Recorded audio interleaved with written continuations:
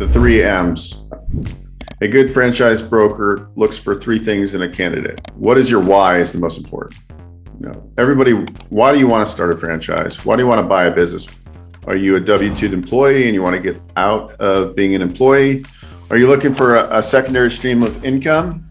Or are you looking for maybe your spouse is a stay-at-home spouse and you're looking for something that they could do semi-passively to help create legacy for the family mindset? And this is, we're going to talk about the Oracle profile. Mindset. What personality traits do you have that would allow you to excel as a franchisee? Can you thrive in a business that you didn't create? A lot of people like the franchise concepts because they're proven, right? Or they're emerging franchises. And we talk about emerging franchises or emerging brands. That might be a brand that has 5 or 10 or 20 units. So they're not really established yet. We usually consider 100 units and above an established franchise. And the percentage of franchisors that get to 100 plus is small. I think it's about 6% of all franchise concepts actually get 100 plus units. So knowing what you're getting into, if it's an emerging franchise brand, there might be some more risk because they don't have a proven model yet, but there could be a lot of opportunity because maybe this is the brand that they open up 100 locations in the next 2 years. So just understanding the differences between an established brand versus an emerging brand is critical. Money, right? What's the capability you have? Do you have access to capital? Do you have retirement accounts you might be able to use, roll over into what's called a Rob's plan? Can you access unsecured lines of credit? Do you have good personal credit scores?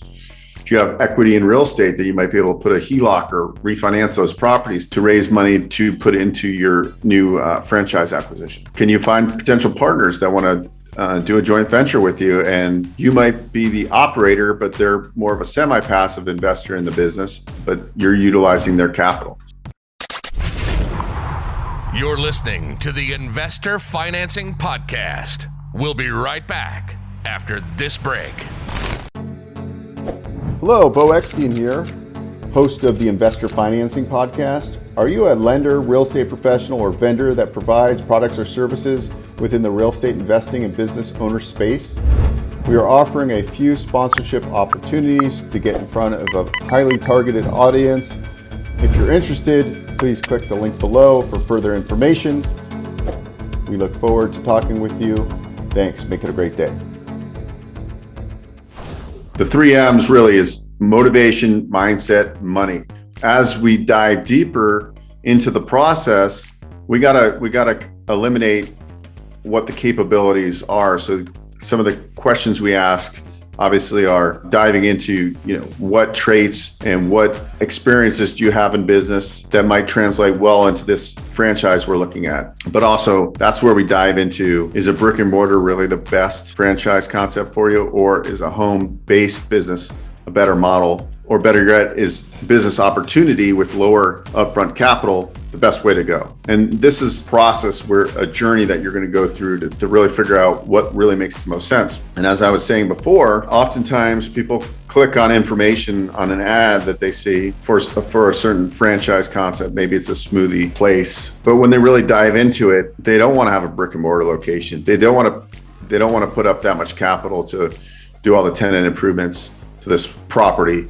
And so maybe a home-based business is the best opportunity. So when you're going through your journey, we're asking these questions. We do an intake form to really kind of dive deep. And then you take a franchise assessment, or we call it a Oracle profile. And that's kind of like a DISC profile, but more in depth because it's taking in like 10 different tests all in one. And it usually takes the candidate 10 or 15 minutes to complete, but it's very detailed, and it really is a key to moving the journey further along because it helps establish what your strengths and weaknesses are and what franchise concept might be a best fit for you. And obviously you have to have a passion for this type of franchise, or at least an interest. And during the discovery process, you're going to really kind of learn the different models, and you're going to look at some service-based businesses, and you're going to be blown away by the potential revenue of some businesses versus other businesses. And some businesses initial funding needed versus other businesses. And really, oftentimes, because I'm exploring different businesses all the time, it's fun to kind of look at these different models and what are the most profitable, what are the best systems,